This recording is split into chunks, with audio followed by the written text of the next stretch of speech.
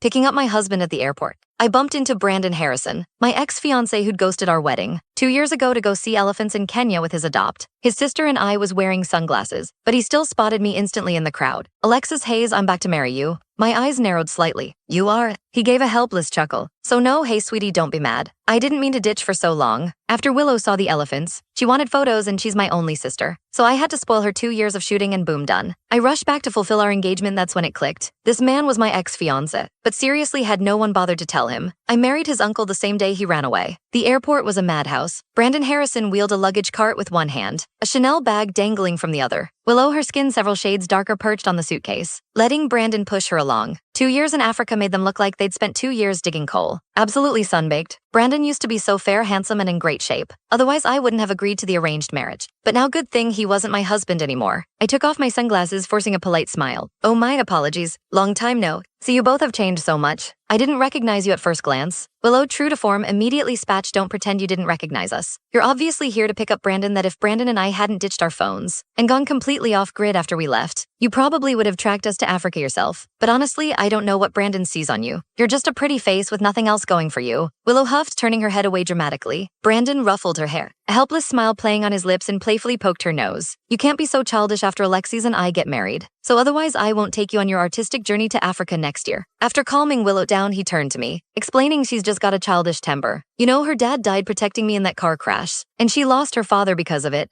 Once we're married, we'll be a united front. I hope you can look out for her. Treat her like your own sister of it. Was he even listening to the BS coming out of his mouth? I rolled my eyes, a silent, elegant dismissal, and flashed the wedding ring on my finger. Mr. Harrison Jr., thank you for bailing on me back then. It led me to a man 1,000 times better than you. And please don't flatter yourself. I'm here to pick up my husband today. Brandon froze, then he narrowed his eyes at me for a long moment before raising an eyebrow and smiling. Alexis Hayes, do you take me for a fool? The Harrison-Hayes merger was the talk of New York 2 years ago. Every socialite and dignitary was there. Everyone knows you're my fiancé, Alexis. Okay, it was wrong of me to run away and embarrass you, but your reputation is trashed. Who else would possibly want you after this? So that's why he dared to run. He was convinced I'd be a discarded woman, that no one else would have me. He truly overestimated himself and underestimated me to clean up his mess. Grandpa had to make some serious sacrifices, not just financially with company shares, but also by involving his own son, Devin, to soothe the Hayes family's fury. Grandpa had personally offered to transfer the shares originally meant for Brandon to me. Looks like Brandon had no idea, of course, spending 2 years off grid for Willow, not even making a single call home. He wouldn't know any of this.